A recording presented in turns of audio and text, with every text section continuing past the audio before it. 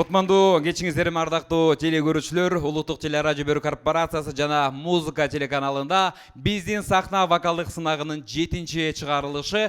Дал ушул чыгарылышта сиздер менен экран алдында жүз көрүшүп жатканыбызга кубанычтабыз. Саламатсыздарбы? Бүгүн биздин сахна аябай жарык болот, анткени кыргыз эстрада өкүлдөрү сиздер үчүн жагымдуу чыгармаларын аткарат. Ал эми бүгүнкү чыгарылыштын алып баруучулары кесиптешим Айзада, Алиман жана мен. Сиздер даяр болсоңуздар, бүгүн кечен биз баштайбыз. Карыбаңыздар, ардактуу сүйүктүү көрөрман, биздин сахна долбоорунда бүгүн адаттагыдай 2 насатчы, 2 тайпа ушул сахнада ат салышат болгондо дагы ар бир катышуучу өзүнүн кыялындагы сүйүктүү ырчылары менен биргеликте дуэт аткарганы турушат. Андыктан ардактуу көрөрман, экран артында болсоңуз дагы өз колдооңуздан талбаңыз.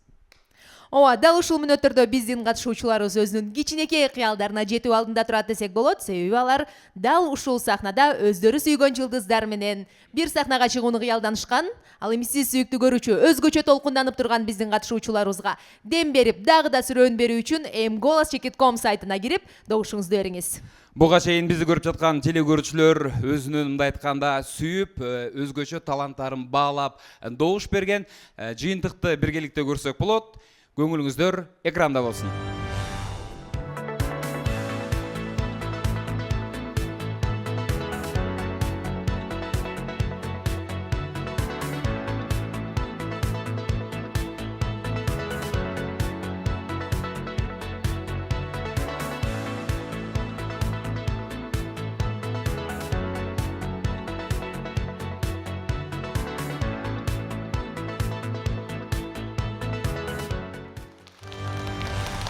Биздин сахна вокалдык долбоорунун 6-чы чыгарылышындагы болгон жыйынтыкты азыр гана көрө алдык. Эми бүгүнкү 7-чи чыгарылышта ар бир катышуучуга өзүнүн профессионалдуу көз карашы менен баасын, кеңешин берген биздин ардактуу калыстар тобу менен да тааныштырып кетүүгө даярбыз.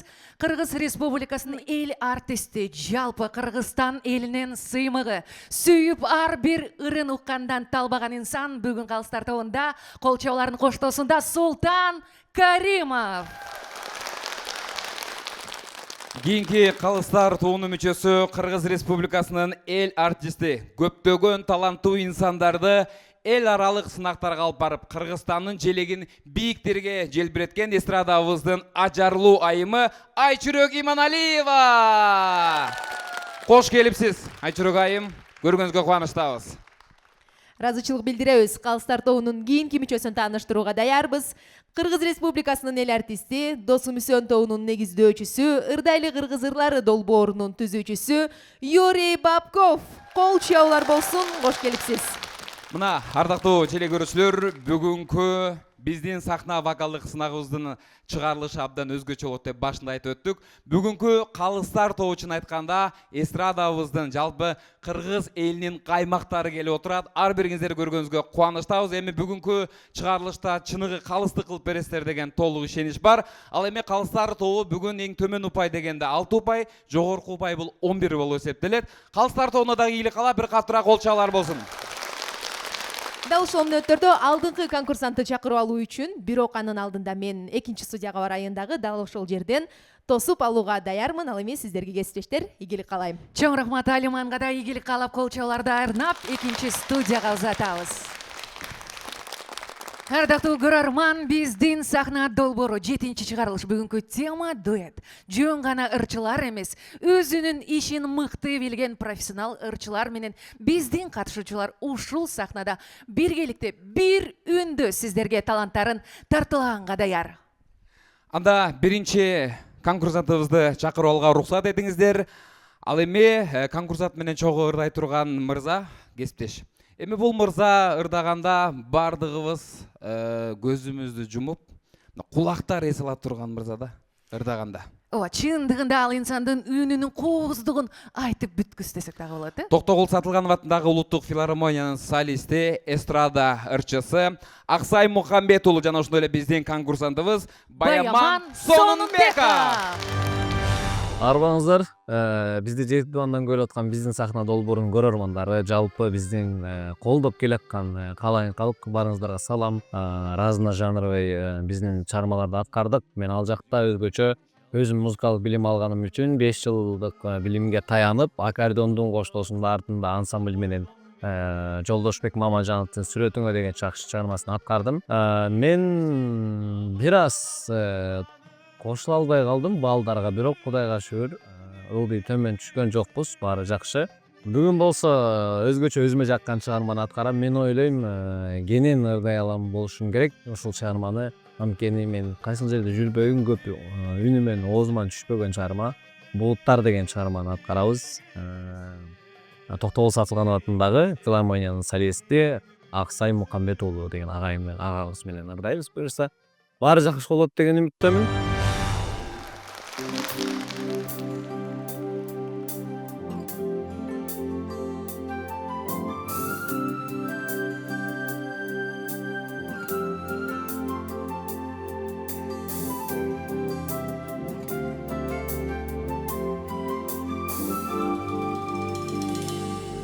Байлык үчүн бул жашоого келбеген, багыт издеп алат ол жерден. Ардагымдын жолдонгон тик жолдопту, арманымды аңсап жетмеден.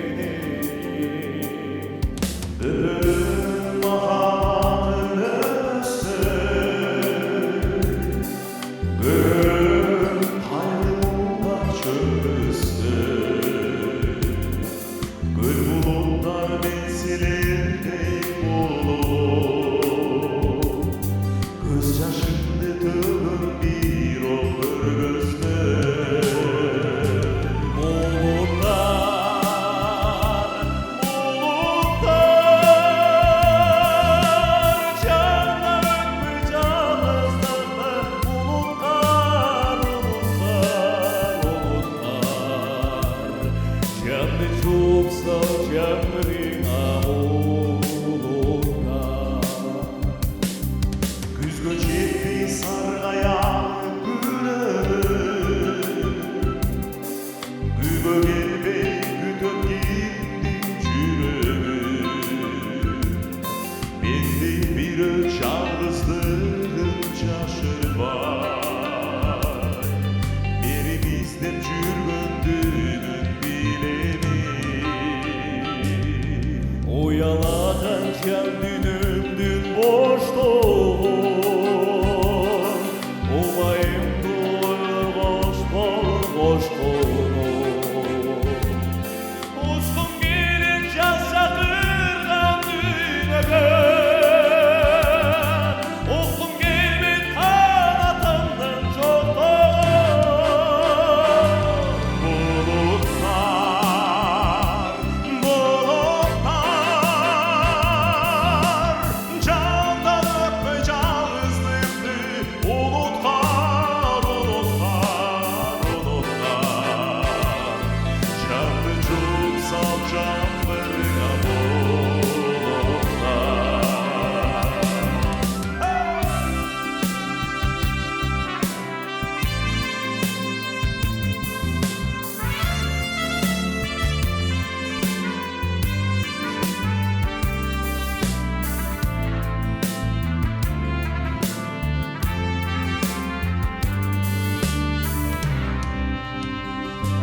Булуттар,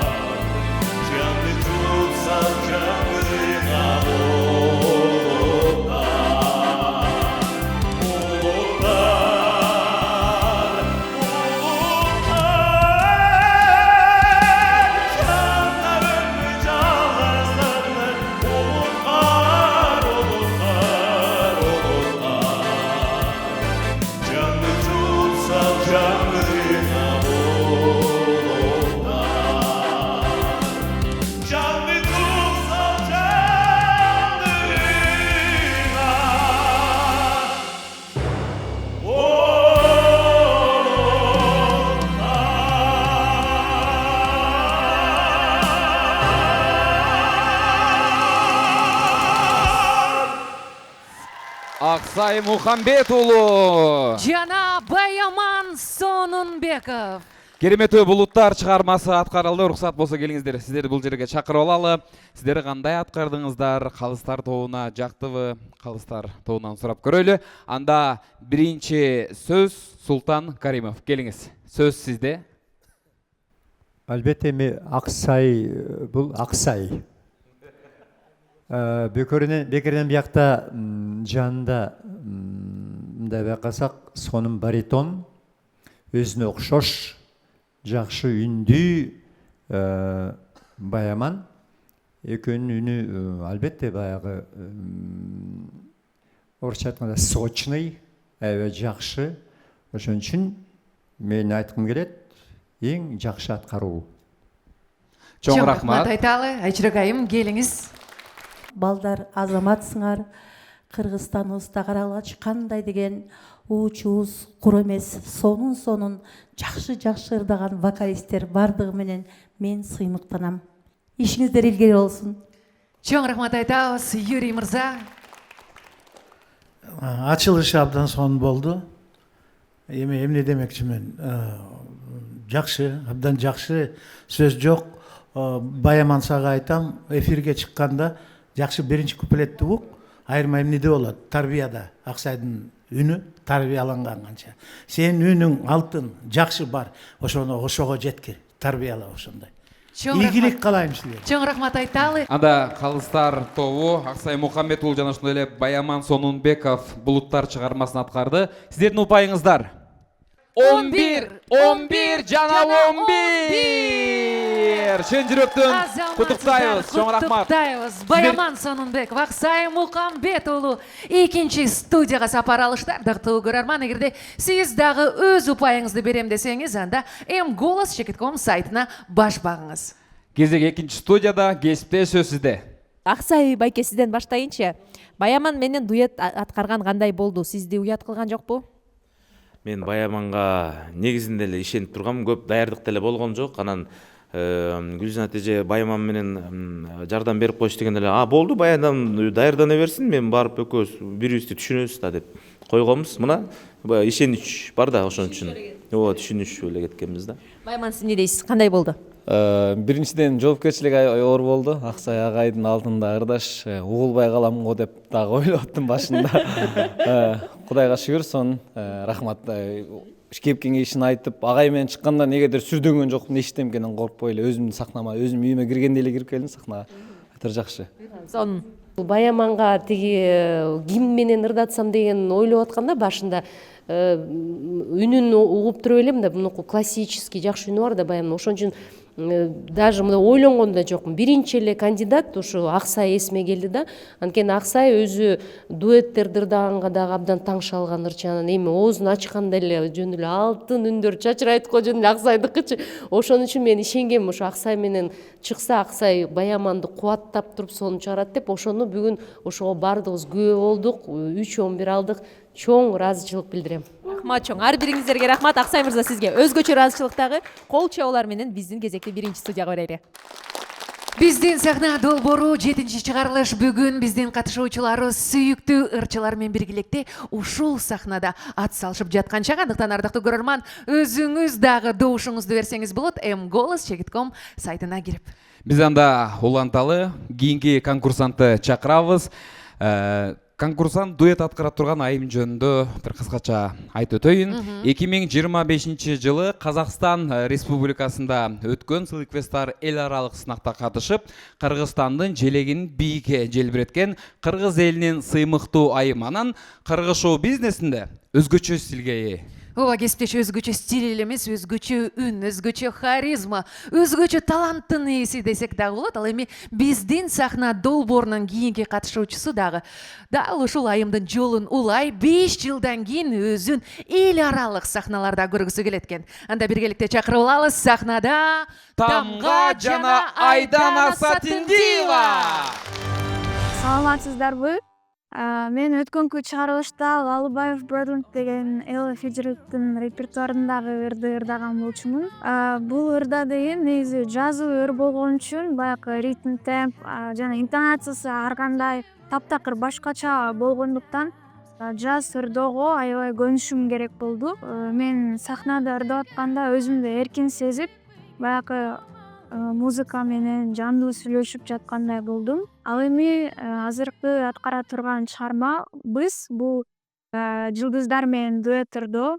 Ойлой берем деген чыгарманы биз Тамга эже экөөбүз ырдайбыз. Мен Тамга эжеге чоң рахмат айтам. Анткени биринчи айтканда эле Тамга эжем өзүнүн макулдугун берип, макул ырдайлы деп мени колдоду. Анан экөөбүз даярдандык. Ошол эми бүгүнкү чыгарылышта бизди колдоп, добушуңуздарды берип коюңуздар.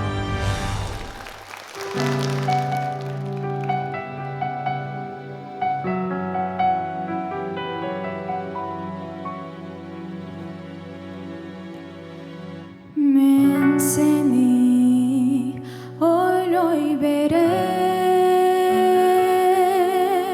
кышта жазда майрамда ысык суукта сезим азда өмүрдүн өр тартырып дөңгөлөгүн жылуулап чыккан сайын ар бир жашка жашым жаш чачым кара болгон менен эң алыс өмүр деген жолдо келем. Ошол жол такыр бүтүп калмайынча мен сени миң жаңыртып ойлой берем, ойлой берем, ойлой берем, ойлой берем.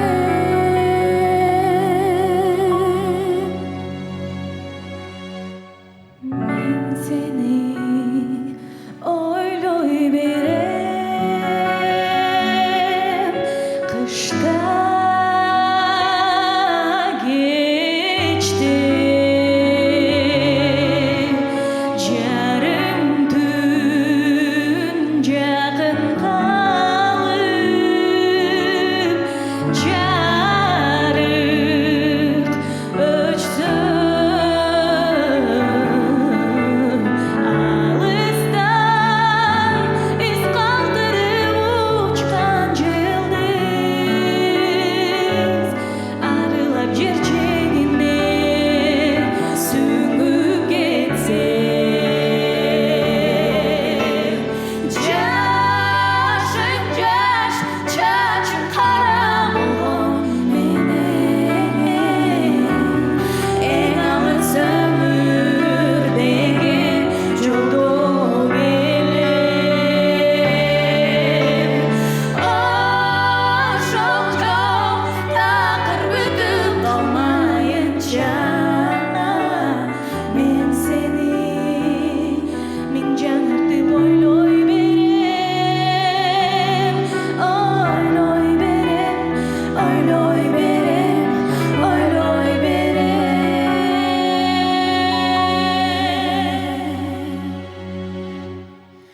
Өзүңдү өмүр бою ойлой берем. Турмуштун кең дайрасын бойлой келем. Экөөбүз үстүбөлүккө бир болсок деп түшүмдө да өңүмдө ойлор элем. Жашым жаш чачым кара болгон менен эң алыс өмүр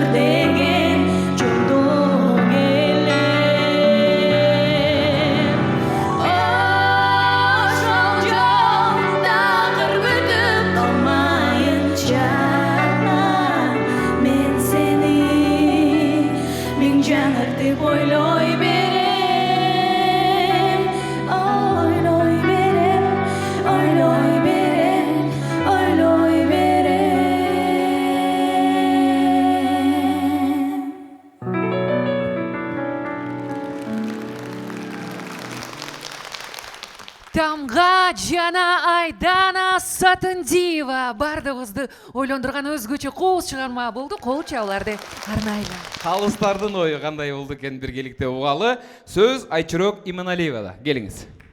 Мен Тамганы ар дайым колдоп келем. Азамат кыз Казакстанда дагы ырдаганын, кыргыз байрагын татыктуу бийик көтөрүп келгени менен дагы мен чын жүрөктөн куттуктаймын. Жаштардын келечеги кең, Кудайым буйруса алдыда. Бул конкурс биздин кичинекей кызыбыз үчүн, Айдана үчүн башата болсун. Дагы мындай чыйралып иштесин деп 8 койго уруксат этиңиздер. 8 сиз өзүңүздүн упайыңызды берип койдуңуз, э? Өзүмдүн упайым. Аха. Аз барыбыз калыстар тобу өзүңүздүн ой пикириңиздерди айтыңыздар, андан соң барыбыз упай беребиз. Мен биринчиден ушул уюштуруу тобуна, музыканалына ошо ырасчылык билгизем. Мындай сөз менен айтканда азыркы мастер-класс болуп атат да. Бул жупту чогуу чыгарып, чогуу ырдатканына мен абдан ыраазы болуп атам. Бул чоң нерсе. Айдана, сенин келечегиң чоң. Мен сени бийик баалайм. Азаматсың. Рахмат айтабыз. Султан мырза, сөз сизде. Албетте эмне каалайм? Ак жол, ийгилик. Тамга жана Айдана Сатындиевага коюлган упайларга. Упайлар, рұқсат болса калыстар тобу 11, 8 жана 11. Чоң рахмат, ыраазычылык билдиребиз. Чын айтканда бүгүнкү сиздер аткарган дуэт бизге абдан жакты. Жакты дегендер кол чаап коюңуздар.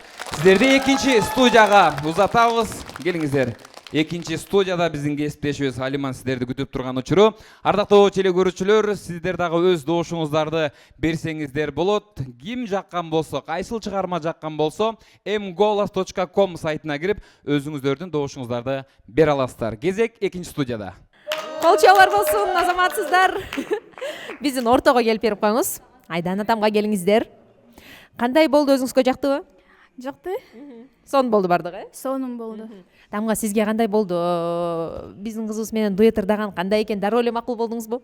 Дароо эле макулдугумду бергем. Неге дегенде Айдананын өзү таланты дагы өтө чоң экен. Жана дагы аракети дагы күчтүү экен. Ошонусун баалап, мен дагы дароо эле макулдугумду берип, анан Айдана мыкты даярдык көрсөттү десем болот.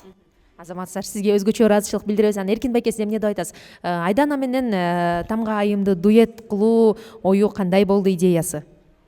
Дуэт и вообще он фильмный, мне понравился действительно. Он пел хорошо. Единственное, просто можно было немножко поменять, вот, чтобы она тоже не терцию пела, а как бы сольно, а тебе терция была. Я да. тоже. Нет, чтобы она как бы, она же, а ты здесь задавила ее, знаете, как да, я, Гульза тоже сказала так. А так, в общем, нормально, ништяк. Там по 11, Айчурок Иманалиева 8 дала, да? Ушул 8 эмне болуп калды деп ойлойсуз? Она, кажется, сіздер ұққан жоқ болуш керек, жөлле беріп қойды керек еді. Ты по делам так все. Я где? Это что такое? Я шучу, конечно. Я жүрек. Ыраазычылык билдиребиз. Сиздерге ийгилик каалайбыз. Дагы келиңиздер, кол чабуулар менен биринчи студияга кезек берели. Телекөрүүчүлөр, биздин сахна вокалдык сынагынын 7-чи чыгарылышы. Бүгүн бизде тема жылдыздар менен дуэт аткаруу. Ооба, кийинки аткаруучуларыбыз азыр ушул сахнага чыгуу алдында турат. Гүлзинат Суранчиеванын командасындагы талапкер десек болот. Ал эми профессионал ырчы туурасында айта турган болсок, Кыргызстандын жаркыраган жылдызы. Өзгөчө үндүн, өзгөчө харизма, өзгөчө жүздүн ээси. Анын ырлары көбүнчө бардыгыбызды лирика дүйнөсүнө чакыра турган инсан. Ал эми катышуучу туурасында айта турган болсок, мени бир гана кыргызча ырлар шыктандырат деген катышуучубуз сахнада Арсен жана Элнур Токтоноев. Ассаламу алейкум жалпы достор, жалпы телекөрүүчүлөр. Разла жанры ойда жакшы упайларды алдым, сонун сөздөрдү уктум. Булар менен жашадым деп айтсам болот. Буларды өзүмдүн жан дүйнөмдөн өткөрдүм. Мага жакты, жана калыстар тобуна да жакты. Ал эми бүгүн буйруса биз жылдыздар менен дуэт аткарабыз. Мен болсо Фермаш Арсен Байкем менен дуэт аткарам. Легендарный өрөө тагдырын сага жазганда деген чыгармасы аткарабыз. Жакшы даярдандык, жолуп даярданып, чалышып, шебешип, даярданып, репетиция кылып, бүгүн жакшы бир результат көрсөтөбүз деген ишеничтен жана сиздерден колдоо күтөм.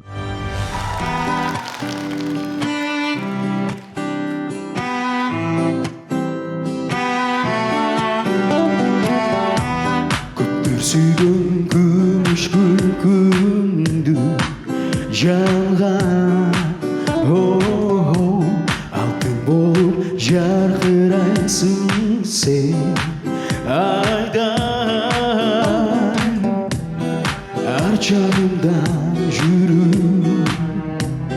Aynasızdan gülü Sen ak suyumu bağındı berdin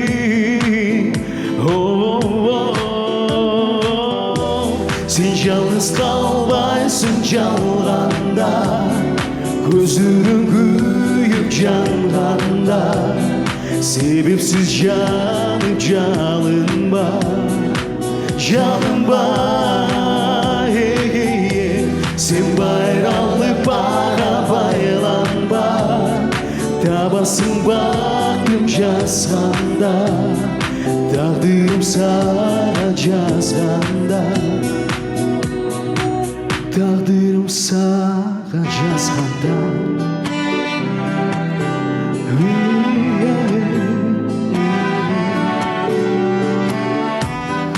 Adiletsiz suyu azabı Kıynadı Ayvancık tapkızdan alın Kıymadı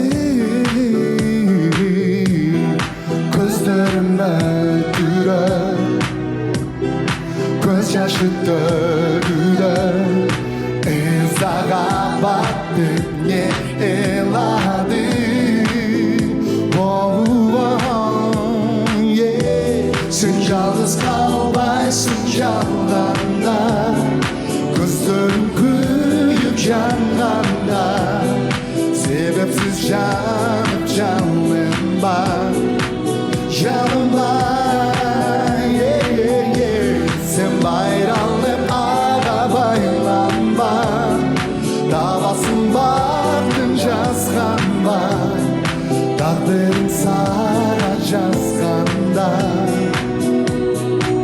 Takdırın sana yazganda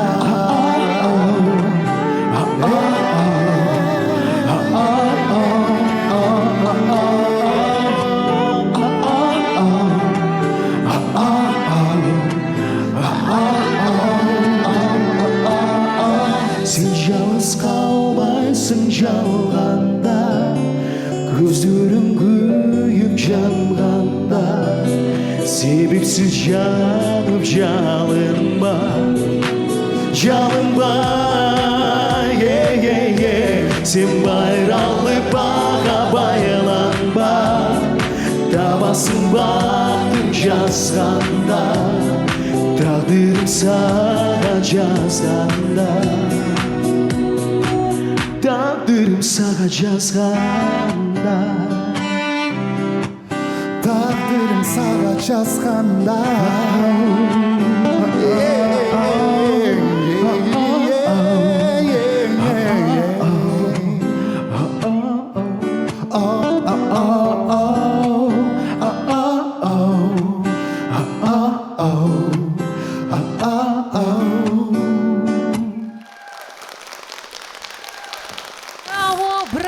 Браво! Арсен жана Элнур Токтоноев алдыңыздар деп алды. Браво. Эң сонун аткаруу, сонун образ.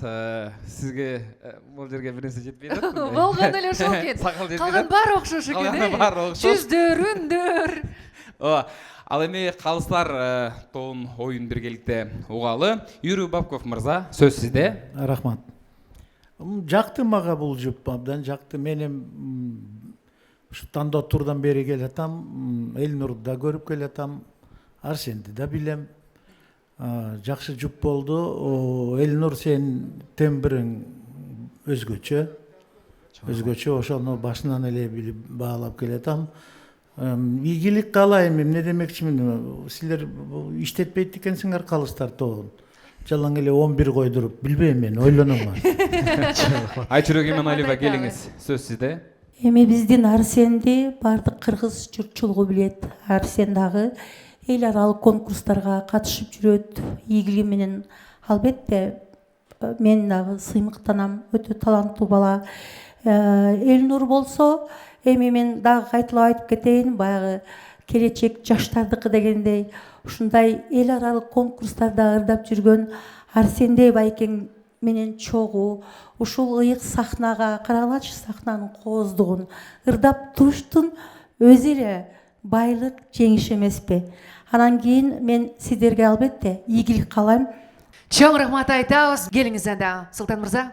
Жакшы аткаруу. Эми Арсен белгилүү ырчы, өзүнүн жолу бар, өзүнүн орду бар дегендей, айрыкча жаштардын сүймөнчүлүгүнө ээ болгон ырчы жигит. Ал эми Элнур жигитибиздин да өзүнүн харизмасы бар, өзүнүн эмеси бар экен. Албетте туура тандапсыңар, экөөңөрдүн мындай үнүңөр да аябай окшошуп. Анан бир гана кичине мындай силерге кеңеш катары айтам.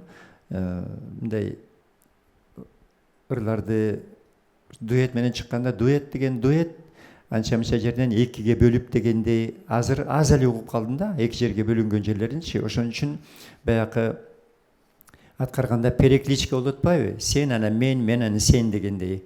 Анан биякта кичине ушул куплеттеринде экиге бөлүп ырдасаңар, сон болмок эле дейм да. Так, силерге ийгилик, жакшы. Чоң рахмат. Эми Элнур жана Арсендин аткарысына болгон упайларды биргеликте байкайлы. 10 жана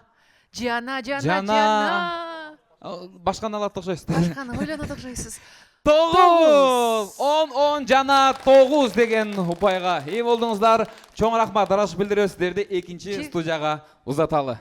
Ардактуу көрөрман, эгерде сиз Арсен жана Элнурдун колдойм десеңиз, анда mgolos.com сайтынан баш багып өзүңүздүн добушуңузду бергенди унутпаңыз.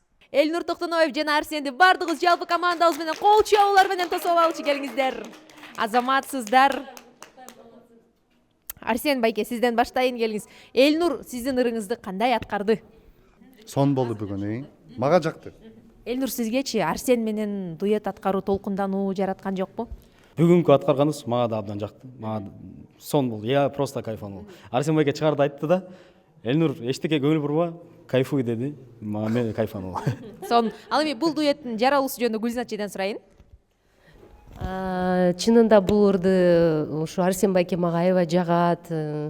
Арсен байкенин ушул ырын ырдайын дегенден мейли деп Арсенге чалдык. Арсенге чалсак, эже, конечно, колдоп берем, мындай жаш балдарды колдош керек деп. Эми өзүңөр билгендей, Арсен биздин эстрада аймагындагы эң бархатный, сонун тембри бар, жана ошондой эле кандай десем, өзү аябай мындай манерный, өзгөчө имидж менен жүргөн ырчыларыбыз бар болгону сонунда мен аябай кысымыктанам да.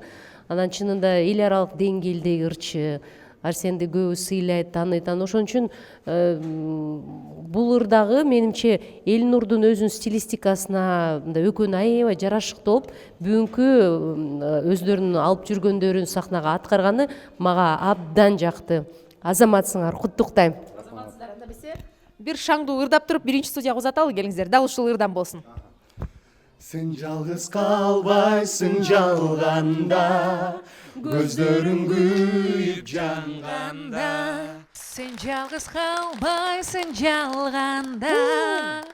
Эми бул ырды Арсен мырзадай ырдай албайбызга, бирок биз улантабыз, бизде дагы өзүнүн талантын көрсөтчү кийинки катышуучуларыбыз бар.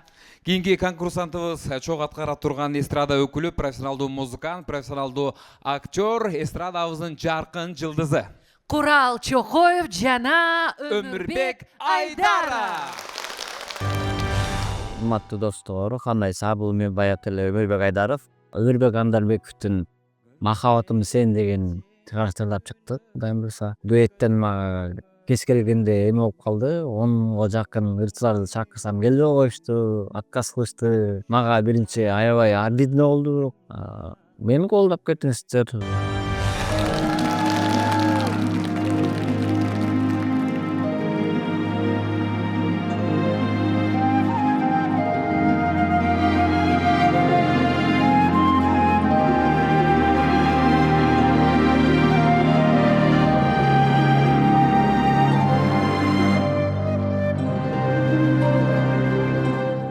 Жаңғыр төктү эч басылы бар биз келаттык көл шалы болуп жол кароо көз ачырбай бел алдында шамал күн күркіреп жаңыр төктү ошол күндө кайда кетти жаштыгымда жеге жеги кайрылбастан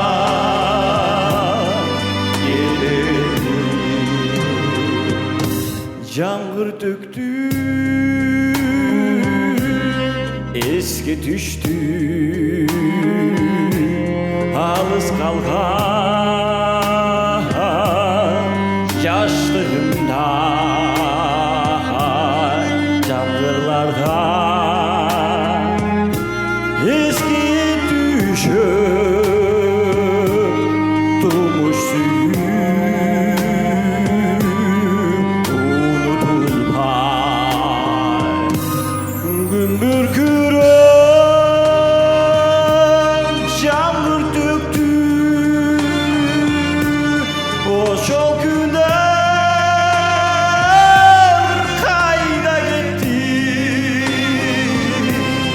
жаштыгымда жеге жеги кайрылбастан кете берди.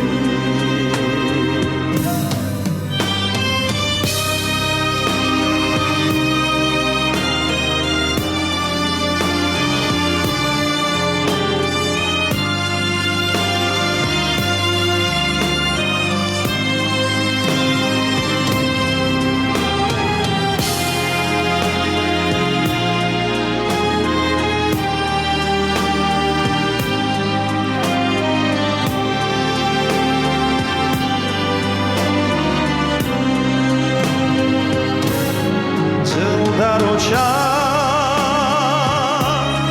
канаттуудай жылдар өчөт эч басылбай жаңгырларда эске түшөт тумуш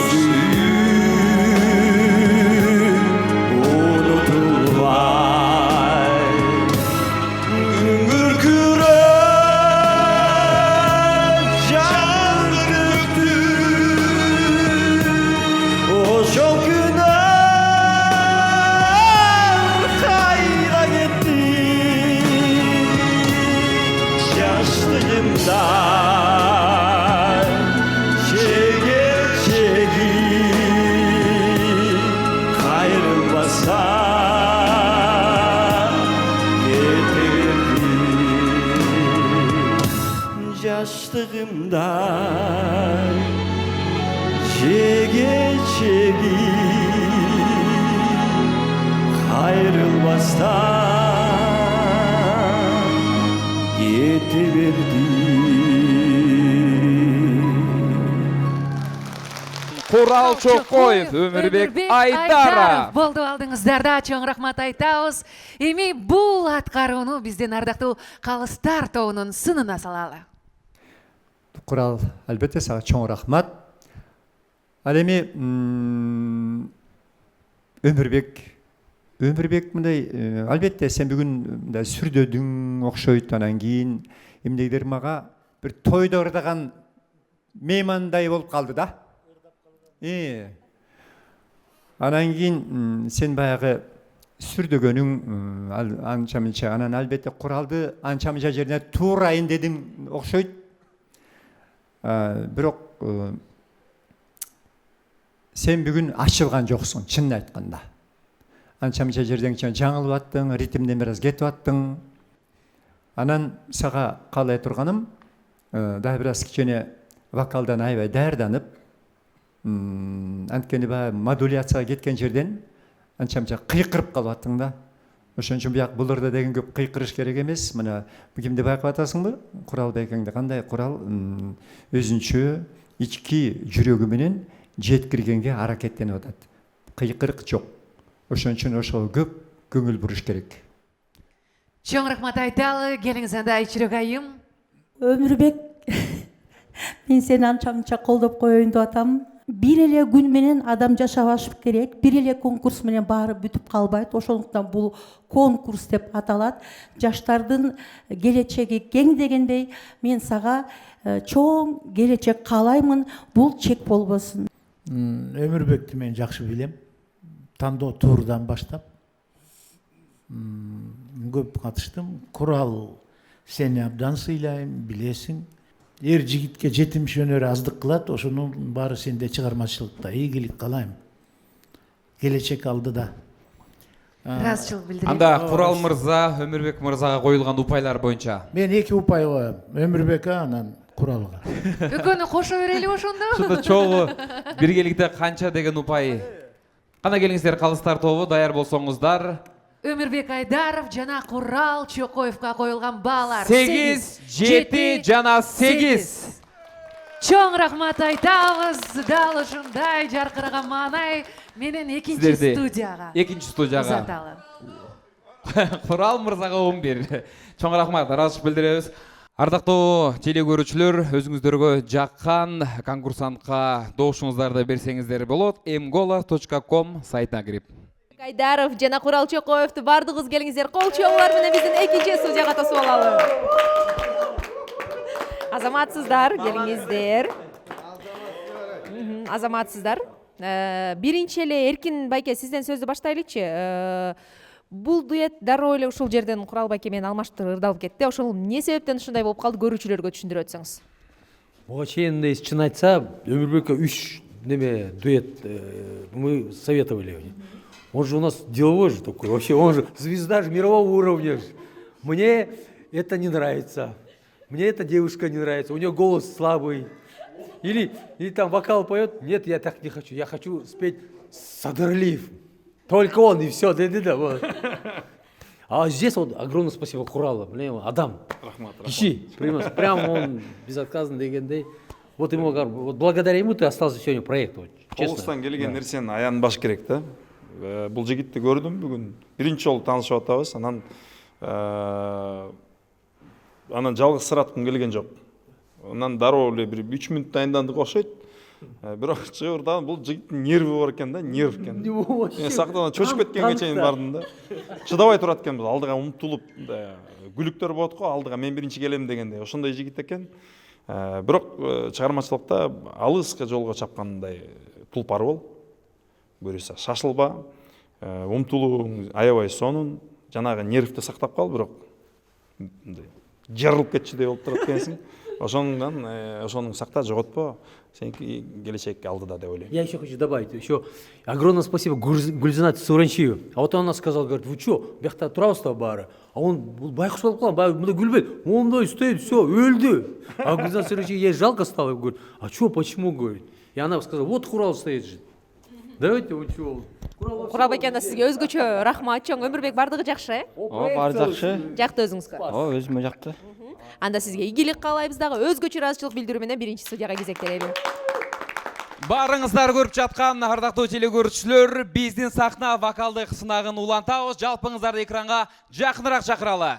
Биз болсо улантабыз, кийинки катышуучубуз дагы ушул сахнага чыкканга даяр. Биздин сахна долбоорундагы эң эле кичүүсү, эркеси да десек болот. Келечекте өзүнүн өлкөсүн жана ошондой эле өлкөмдүн маданиятын тааныткым келет деген катышуучубуз бир аздан соң азыр назарыңыздарга бөлөнөт. Конкурсантыбыз менен чогуу аткара турган эстрада өкүлү, Россия мамлекетинде болуп өткөн «Ну-ка вместе» эл аралык сынакта эң жогорку упайды алып, кыргыз элине кубаныч тартуулаган кыргыз элинин сыймыктуу айымы сахнада Адинай Талайбекова жана Эльзар Тюлекенова. Саламатсыздарбы? Өткөн чыгарылышта мен болсо ар түрдүү жанрдан таттуу деген ырды аткардым. Мага аябай жакты жана өзүмдү сценадан бош сездим. Жюрилерге чоң рахмат айтам. Ал эми болсо бүгүн жылдыздар менен дуэт ырдоо. Мен болсо Эльзат эжемди тандадым. Ал мага аябай жагат. Үнү дагы сонун. Экөөбүз болсо Поздно деген ырды тандадык. Алыр болсо негизи эмоциональный. Жана Эльзат эжем экөөбүз даярдап атабыз. Баарыңар бизди колдоп коюңуздар. Жана көрүшкөнчө.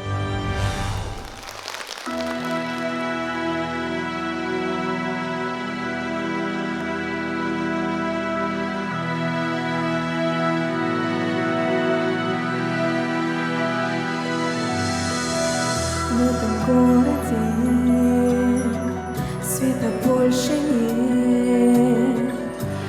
Одиночество так быстро для меня стало лучшим другом, и теперь не нужно не играть такую непростую роль, что прошла печаль и утихла боль, но давным-давно закончилась гроза.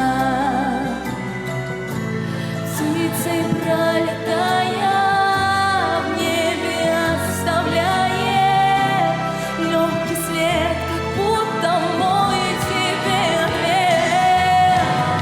Поздно, слишком поздно, жертвенным огнем своей души я сжигаю все, он так спешит навсегда тебя оставить. Прошлое невозможно, станет самой горькой из потерь. Только знаешь завтра, как теперь, ни о чем не пожалею я, ни о чем не пожалею. Снова все понять, снова все простить. Так хочу, но я устала от обид. Пусть ночами понять, сердце мне тревожит, и непрошенной тоской вновь звучит. Поздно, слишком поздно, жертвенным огнем своей души я сжигаю все, так стучит, навсегда тебя оставить. Прошлое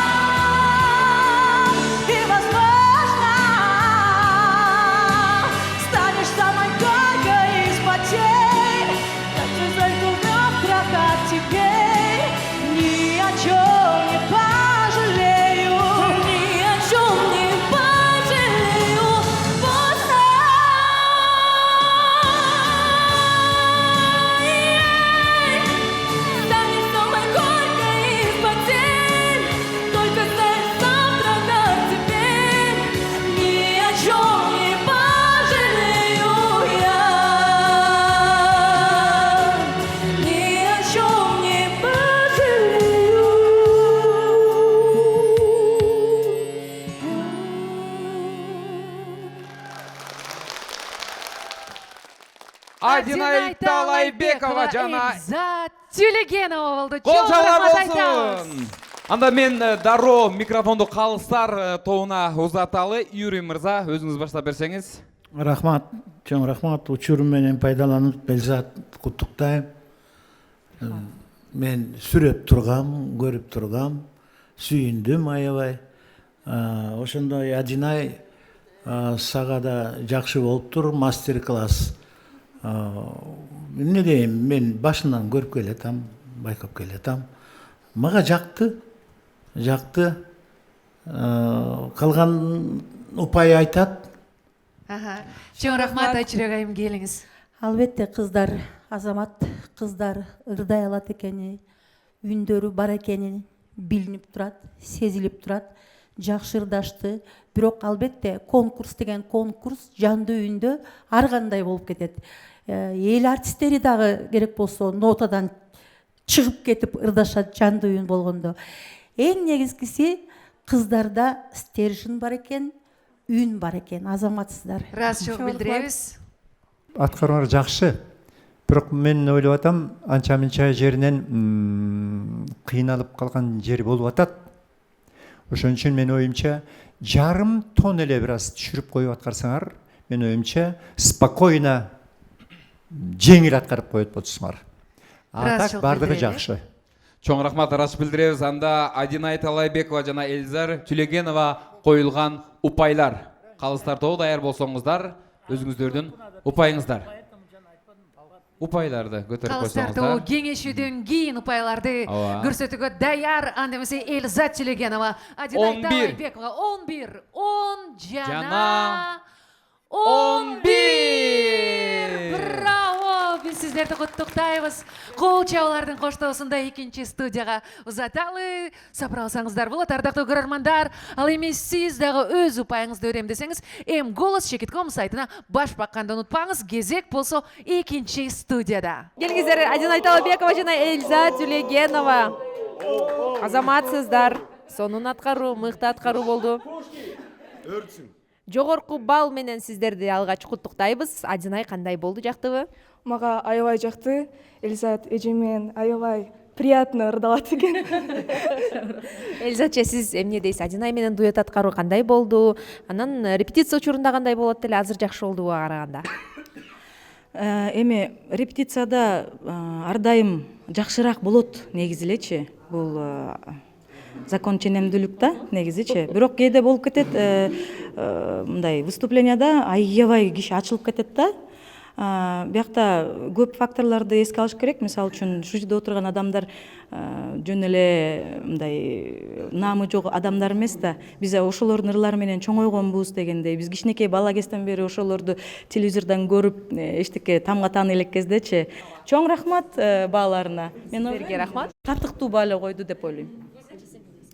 Эльзат жөнүндө айта кетсем, Эльзат биз бүгүнкү музыкалык индустрия тармагында негизи эң мыкты вокалисткаларыбыздын бири. Жакында эле ошол «Ну-ка все вместе» барып ырдаганда 100дөн ашык чет мамлекеттик ырчылардын баары туруп кол чабып, жана ошондой эле андан кийин интернет булактарынан көрдүңөр, көптөгөн вокалдан берген мугалимдер ошо Эльзаттын ырдаганын разбор кылышып, карагылачы кандай, ушул жерин кандай профессиональный деңгээлде кылып атат, дыханияны мындай алат экен деп чоң деген дүйнөлүк белгилүү критиктер ошо ырдаганын разбор кылды да. Ошон үчүн Эльзат, биз да сенин ушул ийгиликтериң менен чексиз сыймыктанабыз. Анткени биз да музыкант болгондон, сахнада жүргөндөн мунун артында эмне деген чоң эмгек турат экенин билебиз, барктайбыз, баалайбыз. Ошон үчүн сага терең ыраазычылык, чыгармачылык ийгилик каалайм. Ал эми Адинайым болсо, бул келечекте Кудай буйрса ушул биздин ордубузду басар мыкты ырчы болот деген үмүттөмүн. Калыстар тобуна терең ыраазычылык билдирем. Анткени чынында сонун баалап бердиңер. Чоң рахмат, чоң. Сиздерге ыраазычылык билдирели дагы. Кол чабуулар менен биринчи студияга узаталы. Чоң рахмат, кесиптеш. Биз бүгүнкү чыгарылышты улантабыз. Бүгүнкү чыгарылыштын темасы жылдыздар менен дуэт аткаруу. Ал эми кийинки биздин сахна долбоорунун катышуучусу өзүмдүн максатыма жетүү үчүн талакпай эмгек кылганга даярмын. Болушунча дүйнөнү кезип кыргыз ырларын даңктагым келет деген катышуучубуз азыр сахна артында турат. Конкурсатыбыз менен биргеликте ырдай турган ырчы айым Кыргыз Республикасынын эмгек сиңирген артисти, Кыргыз элинин сыймыктуу айымы. Сахнага биргеликте чакырып алалы, анда эмесе Байбол Алтыбай уулу жана Гүлзада Рыскулова. Ассаламу алейкум. Жалпыңыздарга кайрадан эле Байбол Алтыбай уулу. Өткөн чыгарылышта биз ар түрдүү жанрдагы чыгармалардан ырдаганбыз. Мен фольклор жанрында Айыл кечи деген чыгарманы аткардым. Аябай сонун болду. Жогорку баллдарды алдым. Бүгүн болсо дуэт аткарабыз. Гүлзада Рыскулова эжекемди тандагам. Гүлзада Рыскулова эжекем келип берди, Кудай буйрса. Жакшы даярдыктар жакшы. Барыңыздардан колдоо күтөбүз.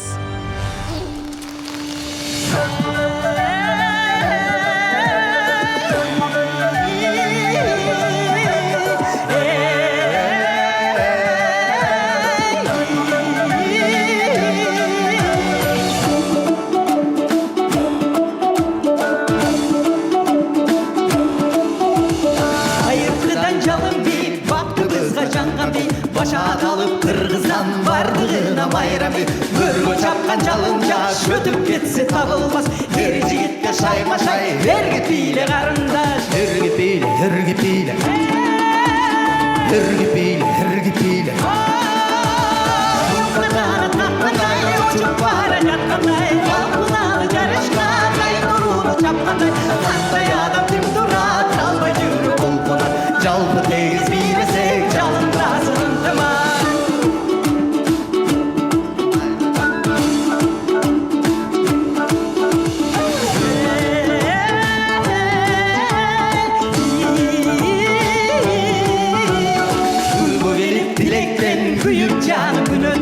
Canım barda öçürgö, жалыныңды жүрөктөн. Шарапаттуу дүйнөдө шаңга болуп сүрдөм.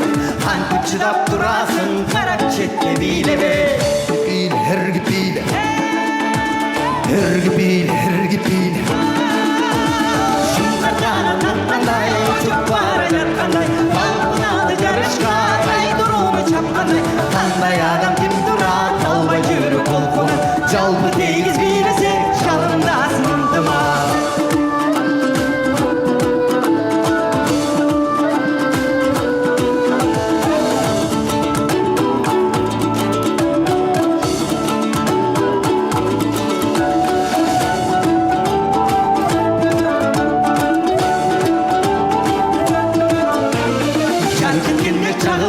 Жаралган бий жалындан, шат өмүргө жарык бол, шам чырактай жагылган. Күлдүгүнүн жашары, күн балдары аталып, бийлеп бары жашыбыз бир кумарга баталып. Баталып, баталып, баталып, баталып.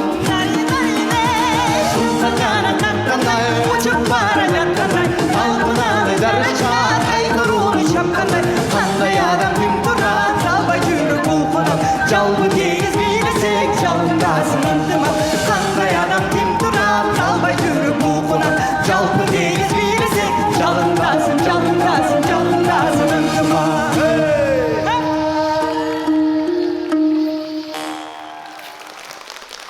Кол чабылар болсун. Байбол Алтыбай уулу жана биз сүйгөн Гүлзада Рыскулова. Эң мыкты чыгарма аткарылды. Сиздерге ыраазычылык билдиребиз. Албетте кыргыз экенибизди тааныткан бул би, жалын би, кыргыз би. Катыра кол чабуулар, келиңиздер, чарчабайбыз. Чоң рахмат айталы да кезекте дароо Каракалдык ак жарган калыстар тобуна узаталы. Албетте Байбол мындай эжекең, үндүү эжекең, ушундай эжекеңдин жанында туйлап, тим эле сен дагы коштоп, сонун кылып ырдашың керек эле. Жакшы ырдадың.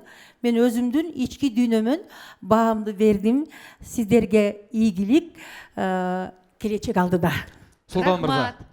Сөз сизде. Баары жакшы, көрүнүлө турат. Эми кыргыздын нукура элдик ырын аткарган. Бул мен оюмча бийик деңгээлде болду. Баары жакшы, ийгилик. Ыраазычылык билдиребиз, Юрий мырза, келиңиз. Мен ошо этно кийимге, этно ырга, анан азыркы үйүнгө кошуп туруп 11 коет. Браво! Гүлмүзанын басы 11 жана Айчурак айым сиздин упайыңыз? Менин упайым албетте мен Гүлзада үчүн бонус кылып мен да 11 коюп берейин. 11! Жалпысы 11! Гүлзада Рыскулова, Байбол Алтыбай улы кол чабуулар менен экинчи студияга узатабыз, куттуктайбыз. Ардактуу көрөрмандар, эгерде сиз дагы дал ушул аткаруу жаккан болсо, Mголос Checkin.com сайтына баш багып добушуңузду бергенди унутпаңыз. Кезек экинчи студияда кеспеш сөз сизде. Мыкты аткаруу, жогорку баалар. Куттуктайбыз, азаматсыздар. Сонун эмоцияларды тартуулаганыңыздар үчүн сизге ыраазычылык. Гүлзада айым сизден баштайынчы. Өтө сонун аткаруу болду. Кандай болду дуэт аткаруу сиздин көз карашыңыз боюнча? Билбейм, абдан мен үчүн майрам эле болду бүгүн. Бүгүн мен үчүн сынак эмес, майрам болгондой, абдан бири-бирибизге шайкеш келип, экинчи үндү алганын көрдүңөрбү? Таза, так, мындай эч бир жерден фальш кетирбей. Бирок тональность бир аз эме болуп калды. Байбол үчүн ылдый болуп калды да, тональность аябай көп роль ойнойт да. Ошондуктан жакшы, Байбол, сонун. Байбол, Гүлзада Рыскулова менен дуэт ырдап калам деп ойлодуңуз беле? Ооба, мен өзүм биринчи эле дуэтке келгенде ушул баягы өзүм угуп жүргөн, баягы кыймылдаганга дагы мындай жакшы ыр болчу. Мага аябай жакчу. Угуп жүрчүмүн, Гүлзада эже менен Гүлжигит экен ырдап жүргөндөн кийин бир мындай кыялданып койдум эле. Ушу ырдап калсам деп кыял ишке ашты. Гүлзада эжеге аябай ыраазычылык билдирем, ушинтип мен келип колдоп катышып берип атканына аябай чоң ыраазычылык билдирем. Рахмат чоң. Гүлзада айым сизге өзгөчө ыраазычылык билдиребиз. Келиңиздер, кол чабуулар менен биринчи студияга узаталы. Чоң рахмат айтабыз. Бизден сактандуу бору алдыга карай улантабыз. Бүгүнкү тема дуэттер деп аталат. Биздин катышуучулары сүйгөн ырчылары менен өзүлөрүн жакшы көргөн ырларын ырдаганга даяр. Кийинки катышуучубуз жан дүйнөмө махабат ырлары, лирика сырлары жакын. Бүгүн дагы ошол тематикадан алыс чыккан жокпуз деп даярданып турган чагы. Конкурсатыбыз менен чогуу ырдай турган инсан, эстрадарчысы, эстрада жылдызы, мета тобунун негиздөөчүсү, сахнаганда тосо алабыз Байел Манасов жана Мыктыбек Нурланбеков. Баарыңыздарга салам. Өткөнкү чыгарылышта бизде разножанровый стилдеги ырларды ырдаганга талап коюлган. Разножанровыйга биз Гүлзада эже экөөбүз Human деген ырды тандап, Human деген ырга даярданып, эми ал ырды Гүлзада эже айтып даярдап мени характер менен ырда бүт мындай образдан чыкпай ыр бүткөнгө чейин деп анан колдон келген аракетти көргөздүм. Тилекке каршы 1-10 алып калдым. Бүгүн биз Мыктыбек Нурланбеков агайым менен бир болосуңбу деген ырын ырдап даярдыгыбыз аябай жакшы. Гүлзада эже биз даярдады, Мыктыбек акай экөөбүз өзүнчө даярдандык.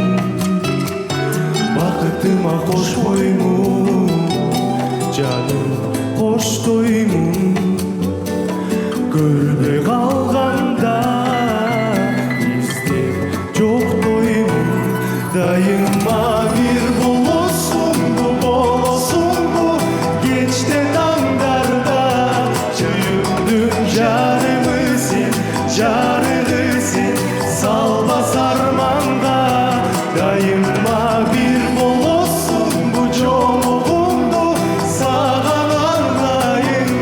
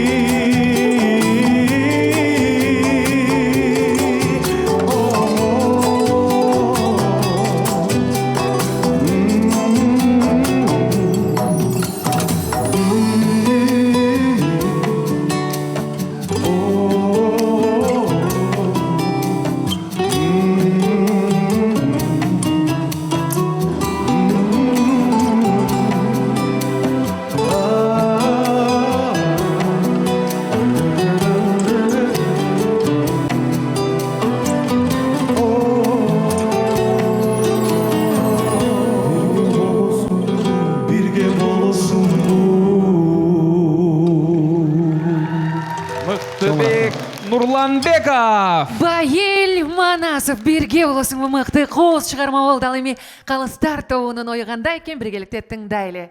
Бул эки баланы ырдаганын көрүп, мен кулагыма дагы, көзүмө дагы абдан жакшы көрүндү. Дегеним, сценические движения экөөндө болду. Ийгилик балдар. Ачырок айым чоң рахмат, ыраазычылык билдиребиз. Юрий мырза, сөз сизде, келиңиз. Негизи мына коллегалар дүйнө боюнча феномен деп коет, орусча бир сөздү айтып коеюн. Феномен деген Абба деген группа убагында бар болчу. Жаштар билбейт. Эмнеге эки кыз ырдап атып эле бүт дүйнөнү багынтырды? Анткени булардын тембри келишкен. Экөөңөрдүн тембри келишип атат. Азаматсыңар, алга, ийгилик, сахнада да жакшы. Чоң рахмат. Сөз кезеги Султан мырза, сизде, келиңиз. Таза, жакшы аткардыңыздар. Бир гана кичине мындай силерге кеңеш. Вообще мындай вокал конкурсу болуп атпайбы? Менин гана сунушум бир аз диапазондуу ырлардан тандасаңыздар. Үнүңөр татынакай ырлар экен, бирок өтө чоң диапазондо эмес экен. Бирок таза ырдадыңар. Рахмат. Ыраазычылык билдиребиз. Эми келиңиздер. Байел Манасов жана Мыктыбек Нурланбековго коюлган упайларга көңүл буралы. Упайлар 11 жана 11. Чоң рахмат. Браво, куттуктайбыз. Ыраазычылык билдиребиз, чын жүрөктөн куттуктайбыз. Жогорку упай сиздерди экинчи студияга узатабыз кол чабуулар менен. Ал эми ардактуу телекөрүүчүлөр, биз улантабыз, дагы да эскерте кетели. Биздин сахна вокалдык сынагы 7-чи чыгарылыш. Бүгүн биздин конкурсанттар кыргыз эстрада өкүлдөрү менен биргеликте дуэт аткарууда. Ардактуу көрөрмандар, кезекте анда дароо экинчи студияга узаталы. Колчалар болсун. Азаматсыздар, Байел Манасов жана Мыктыбек Нурланбековго ыраазычылык билдиребиз. Дагы келиңиздер, ортого туруңуздар. Сонун аткаруу болду. Формалар дагы окшош болуптур. Мыктыбек мырза менен дуэт кандайча болду? Сиздерге суроо. Ким жооп берет? Байел жооп. Мыктыбек байке менен дуэт абдан сонун болду. Негизи эле Мыктыбек байке менен иштеш баштаганда Мыктыбек байке менен башында эле аябай жакшы тил табышканбыз. Мага аябай катуу поддержка кылып, чыгып бериңиз десем, мындай макул, без проблем деп элем, ойлонбой туруп эле сразу айтты. Ошого даярданып неме кылып, эми колубуздан келген аракетти көргөздүк. Ошол. Мыктыбек, сизди билебиз да, башка дагы окуучуларга вокалдан сабак берип жүрөсүз. Байел кандай экен? Байел абдан таланттуу, өзгөчө үнү бар, аракетчил жигит. Мен ишенем, ушул долбоордо бир чоң ийгилик жаратат деп. Сизге дагы рахмат. Өзүнөчө келиңиз. Кошумчалык сөз барбы? Албетте, мен дагы ушунчалык кубанычта турам, анткени Байел экөөбүз бир урушабыз, бир табышабыз, эмне репетицияга келбейсиң деп муну какшап, урушуп даярдап жүрдүк. Анан карабайсыңарбы, бүгүн ушундай жакшынакай ийгилик жаратты. Анан Мыктыбекке да терең ыраазычылык билдирем. Мыктыбек чынында мен баалаган музыканттардын бири, өзү мугалим дагы, кесиптешим. Анан ошол эле кезде бул ырдын автору дагы өзү ушунчалык сонун, кооз ыр. Анан бүгүн өздөрүнүн ушунчалык үндөрү да айкалышып, бири-бирине стилистика жактан да экөө бирдей болуп, подачасы да бирдей болуп, мына ушундай чоң ийгилик жаратышты. Калыстар тобуна терең ыраазычылык билдирем. Дагы бир жолу жогорку упайларыңыздар менен куттуктайбыз. Дагы ыраазычылык билдирүү менен биринчи студияга кезек берели.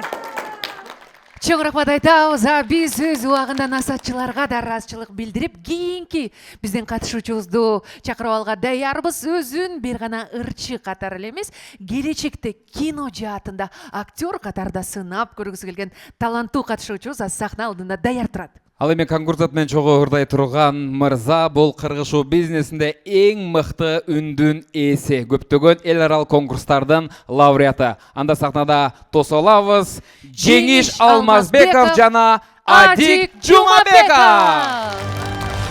Саламатсыздарбы? Кайрадан эле мен сиздердин сүйүктүү Алмазбеков Жеңишбек. Өткөнкү чыгарылышта ошол ар кайсы жанрда ырдоо мен деген фольклор жанрын тандагам. Ал жактан ошол Үзүлбөгөн үмүттөр деген чарманы аткаргам. Өзүм аткаралгыдай эле аткардым, колумдан келишинче. Жюрилердин баасына деле татыктуу болдум десем болот. Эми албетте кайрадан эле ошо мүчүлүштүктөр. Бүгүн болсо ошол жылдыздар менен дуэт аткарганы турабыз. Мен Адик Жумабек өзгөчөүндүн ээси болгон агабыз менен ырдайм. Ал жакта ошол Адик Байкенин өзүнүн чыгармасы Сагынам деген ырды аткарабыз. Ал Адик Байке менен ырдоодо өзүнчө бир сыймык, сүйүнүч болуп аткандыктан ошол толкундануу аябай болуп атат. Эми буюрса бизге ийгилик каалап коюңуздар, сахнадан колубуздан келишинче аракет кылып аткарабыз деп ишенем.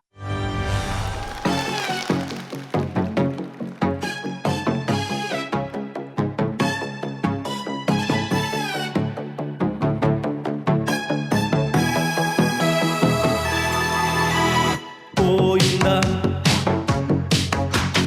sensin oyunda canında senin canında var albay sağa valında yolundan benim yolumdan adaştım yolundan sağına seni sağına ayradan düşsün o ayrana vay da vay elisine parmağına sağına biz seni sağına çok sevimli bayrana kadındı ovadım kadındı taptın mı baktındı taptın mı suyundu söz vermeyeyim baktındı bilmeyeyim olmuşsun yemin canında oylarımda sen yüreğimde sen yaşaysın çok takırda sana mi seni sana karadan düşsün sen çok ayrana bayla bay oy oy ilesine karmala sana mi seni sana çok sevdiğine bana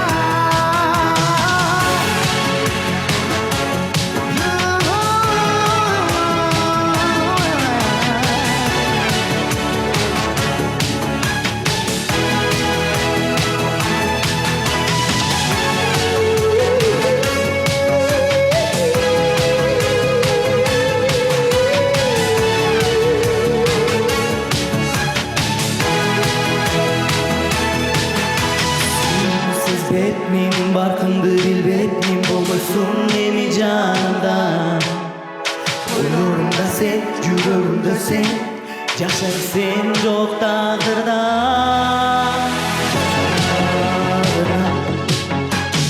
seni sana ayradan düşsün sen çok ayrana vay da vay elisine karmala sana ve seni sana çok sevdiğim bayrana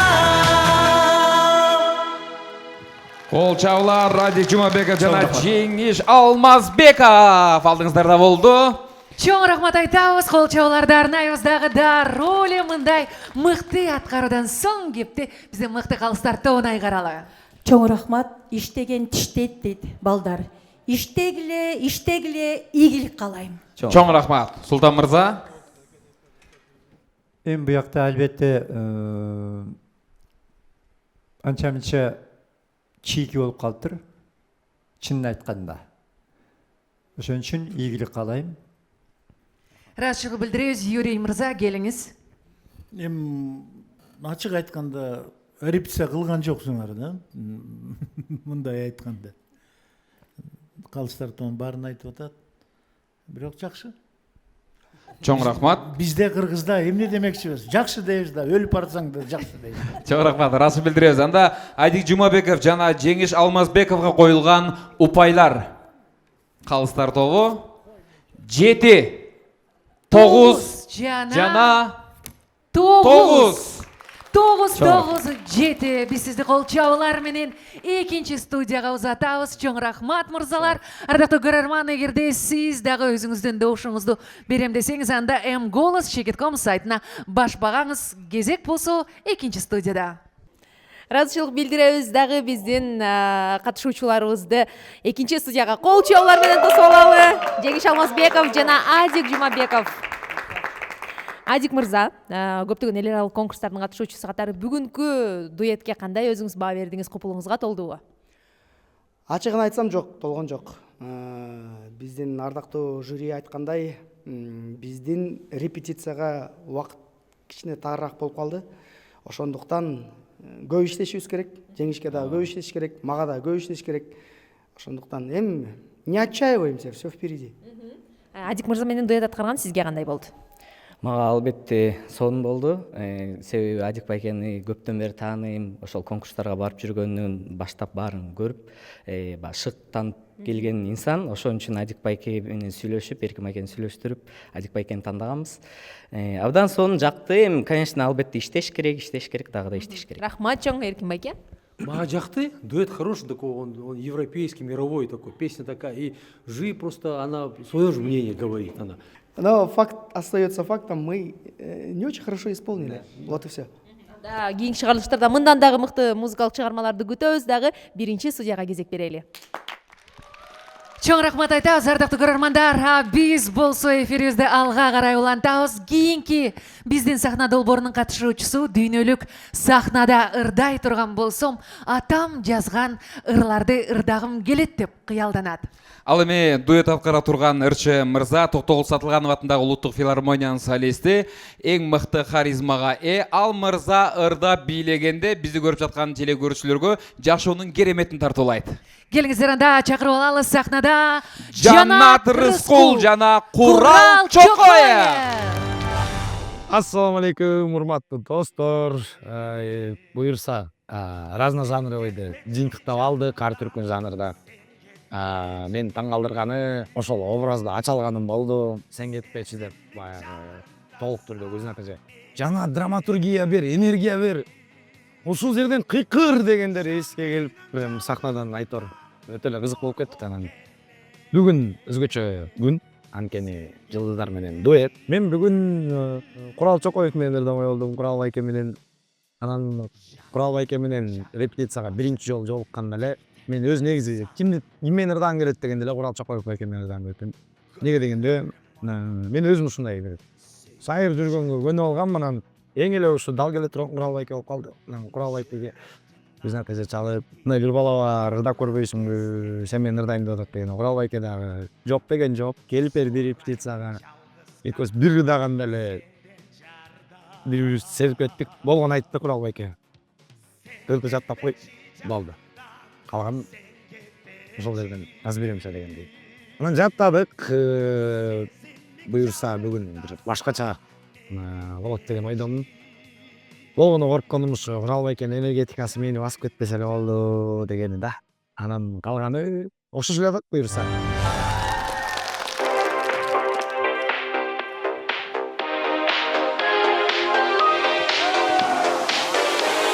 Айтарыңызға сөзім қысқаны, өмір бізге бір келет.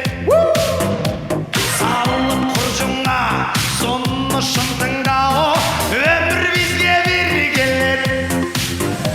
Жаштық кезден менетті қарығанда дөріп, морас қылған саған аға.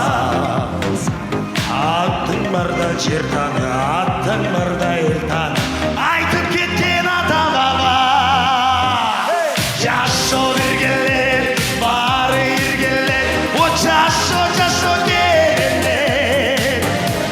Бұл өмір қысқа, жалында жашау, жашо өзі керемет. Жашо бергелер, ойрамын терек, бізге де солу керек. Ондай жалында, ойно күлірдау, жашо өзі керемет. Ерінбей жаштан, ерте тұрғыну, жақшынан айсың бұну. Таза жол менен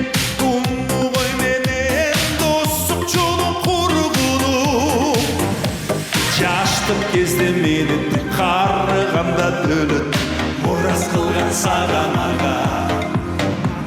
Аттың барда жер таны, аттың барда ел таны, айтып кеткен ата баба. Жашо бергеле, бар ергеле, жашо керемет.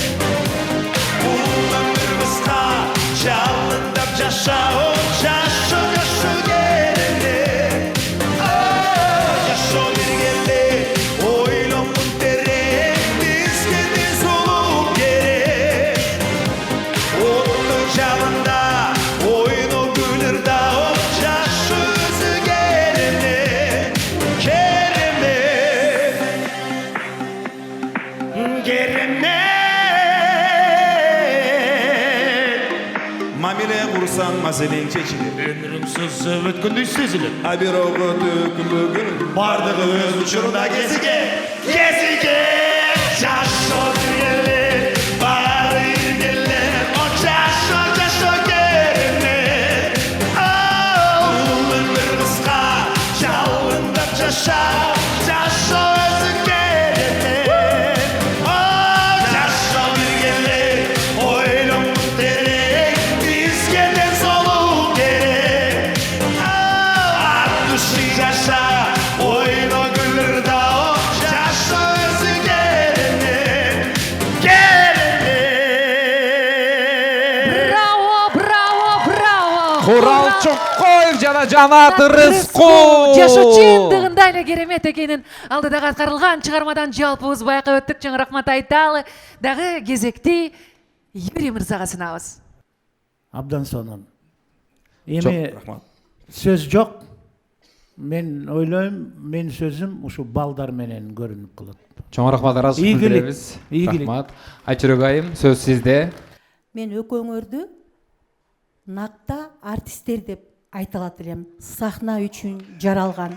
Биринчи нотадан эле бардыгы жакшы ырдашты, аракет кылып атты. Бирок менин көңүлүмө жаккан үн бардык ушул конкурстун талабы боюнча силер болдуңар. Чоң рахмат, ыраазычылык Чоң билдиребиз. рахмат айталы. Султан мырза, сөз сизде, келиңиз. Тандем аябай сонун, аткарууңар эң бийик деңгээлде. Молодцы. Чоң рахмат, анда кезекте упайларга берсек, Курал Чоқоев, Жанат Рысқұл аткарган чыгармага упайлар. 11 жана 11. Бардыгы 11. Чоң рахмат. Азаматсыздар да ушундай кол чабуулар 11лер менен экинчи студияга узатабыз. Ардактуу көрөрмандар, эгерде сизге Курал Чоқоев жана Жанат Рыскулдун аткарысы жаккан болсо, golaz.chekit.com сайтына кирип өздүн добушуңузду бергенди унутпаңыз. Ал эми ардактуу желе көрүүчүлөр, кызыктын бардыгы алдыңкы мүнөттөрдү, андыктан экрандан алыстабай турабыз. Азыр кезекте экинчи студияга берели. Жашо керелет, жашо керемет. Жашоо керемет, аткаруу дагы керемет, бул баалар дагы керемет болду. Келиңиздер, азаматсыздар, эң жогорку упайлар менен куттуктайбыз. Курал байке биринчи алгачкы чыкканда жөн эле даярдык болуп чыгып, азыр чындап ачылып көрсөтүп, чындыгы даярданган номерге чыктыңыз окшойт. Красавчик демекчимин. Өтө жогорку деңгээлде дайындамсың, азаматсың. Бул дуэт тууралуу экөөңүздөр айтып өтсөңүздөр болот. Эжем сүйлөп берсин дедим. Эми биринчиден мен ушунчалык кубанычтамын. Куралды дагы, Жанатты дагы, чын эле Жанаттын өзүнүн атына заты жарашыктуу. Жанат жанып күйүп турган бала да. Анан менимче ушул Жанатты ким менен ырдатам дегенде биздин сахнада ким ушундай Жанатка мындай жарашыктуу деп ошо Курал келген да. Анткени Курал дагы ар дайым сахнага чыкканда мындай күйүп жанып турган жигит да. Анан мына карабайсыңар, бүгүн экөөнүкү келишип ушундай сонун бааларга ээ болдук. Чоң ыраазычылык билдирем. Курал байкен өзү эчтеке жок артында сахнада пустой турса деле Курал байке сахнага батпайт да. Бүгүн Курал байке менен сахнаны бөлүш өтө кыйын да. Болушунча бир мындайча айтканда ачылганга туура келди. Анан байкемдин энергетикасы заразительный да мындай. Бүгүн мен дагы байкемдей эле кеттим бирчи. Сахнаны бөлүшүп сонун чыгарма болду. Мыкты чыгарма болду. Ыраазычылык билдиребиз дагы. Көрсөтүү анталда биринчи студияга кезек берели. Чоң рахмат айталы, ардактуу көрөрмандар. Биздин сахнада долбоору 7-чи чыгарылыш. Кийинки катышуучуларыбыздагы даяр, чындыгында катышуучубуздун бүгүн өзгөчө чоң кыялы ишке ашып атат десек болот. Өзү кичинекей 15 жашта болсо дагы кыялы, максаты бийик катышуучубуз бүгүн дагы бир кыялына кол кое турган учур. Ал менен биргеликте дуэт аткара турган Өрчү Айым Кыргыз Республикасынын эл артисти, эстрадабыздын примадоннасы. Анда биргеликте сахнага чакырып алабыз. Сахнада Аксана Аматбекова жана Гүлнур Сатылганова. Саламатсыздарбы, урматтуу көрүүчүлөр. Мен өткөн чыгарылышта ар түрдүү жанрдагы ырларды ырдагам. Курманбек Дастаны. Мен билет болчумун, буда высокий бала алышымды, себеби менин үнүмө ушундай ырлар туура келет. Жана ошондой эле мага бул ырлар жагат. Ушундай ырларды ырдаганда өзүм дагы мындай өзүмдү башкача сезип ырдайм. Ал эми кийинки чыгарылышка мен дуэтке Гүлнур Сатылганова менен Асман деген ырды ырдайм. Гүлнур Сатылганова экөөбүз азыркы учурда көп даярданып атабыз. Үйүнө барып даярданабыз. Ошол Гүлнур Сатылганова менен буюрса ырдап чыгам, мени колдоп коюңуздар.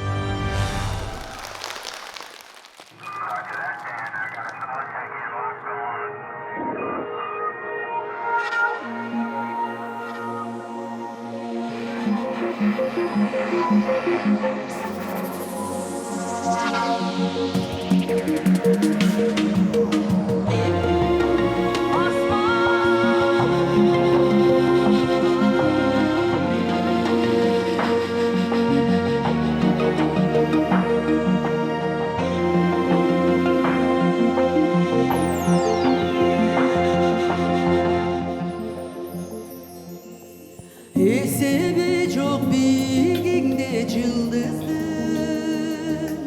ezelteden mıyzamı buldurmuştum. Eli cerim göktün kolduk turganğa, cıldız bulup uçan canı kırgızdı. Asman asman cırtılbaysın sınbaysın, arbap gözlü bir orduman cılbaysın. Asman asman gidip bulacağımı adamdardın ardığına hıylaysın.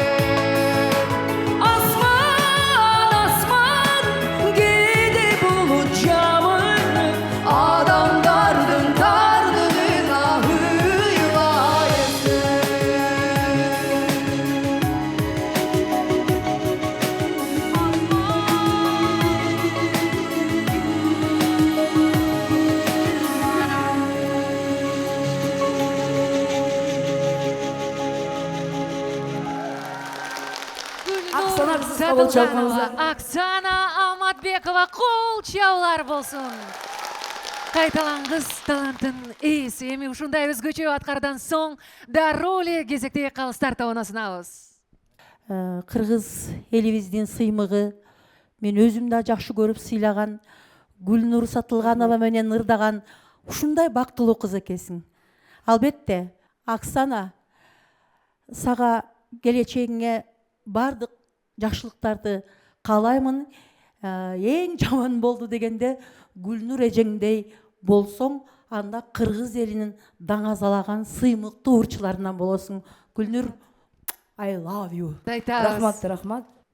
Жаш ырчыбызга жол көрсөтүп, бүгүн келип чогуу ырдап турган Гүлнурга терең таазим.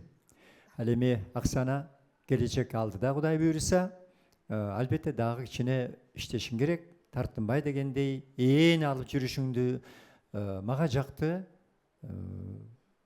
Кудай буйруса дагы чоң конкурстарга катышып жеңип жүрө бер. Ыраазычылык билдиребиз. Юрий мырза, келиңиз. Сен бүгүн жеңдин.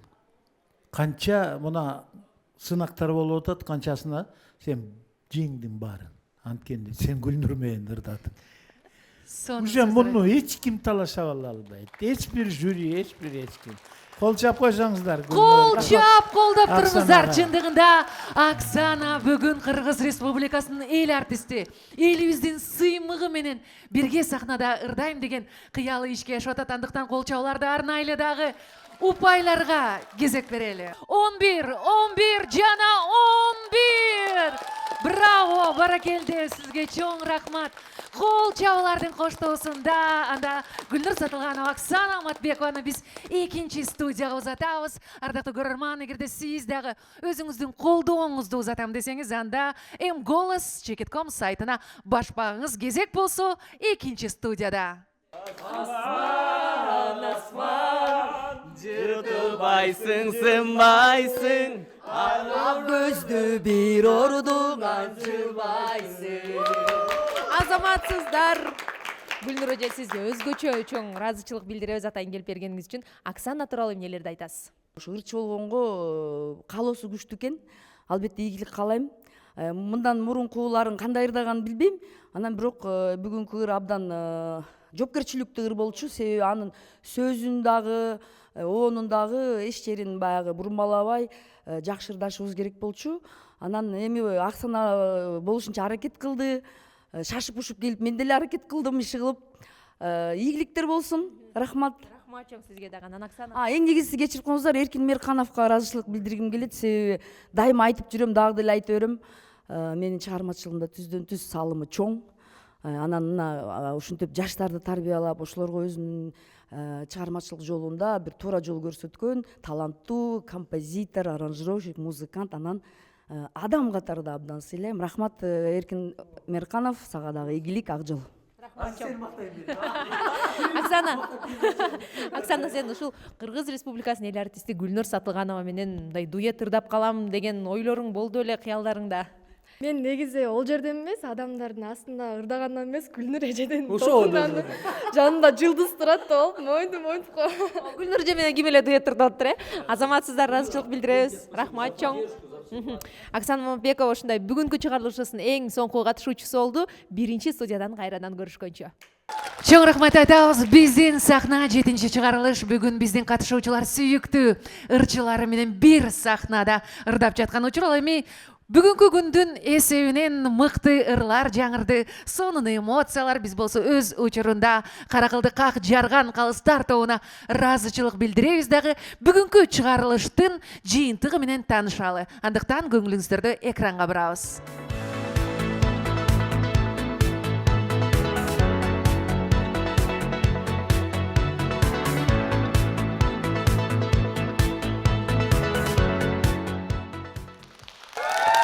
Мына ушундай ардактуу телекөрүүчүлөр, жалпы жыйынтыкта бирге күбө болдук. Ал эми биздин сахна вокалдык сынагыбыздын 7-чи чыгарылышы ушул менен соңуна келип жетти. Ооба, бүгүн чындыгында өзгөчө эмоциялар, өзгөчө үндөр, өзгөчө жүздөр ушул сахнада болду. Ар бир биздин калыстар тобуна, кеңешин аябаган насатчыларга жана өзүнүн профессионалдуулугун көргөзүп, мастер-класс көргөзүп кеткен ырчыларга, катышуучулардын бардыгына чоң рахмат айтып, ийгилик каалайбыз. Ал эми сүйүктүү көрүүчү, дагы бир рет сала кетели, өзүңүзгө жаккан катышуучуга голос.com сайтына кирип добушуңузду берсеңиз болот. Ушундай сонун ноталарда бүгүнкү чыгарылышты дагы жыйынтыктайбыз. Кызматыңыздарда болгон Айзада, Руслан жана Алиман. Кийинки көрүшкөнгө чейин сак саламатта аман туруңуздар.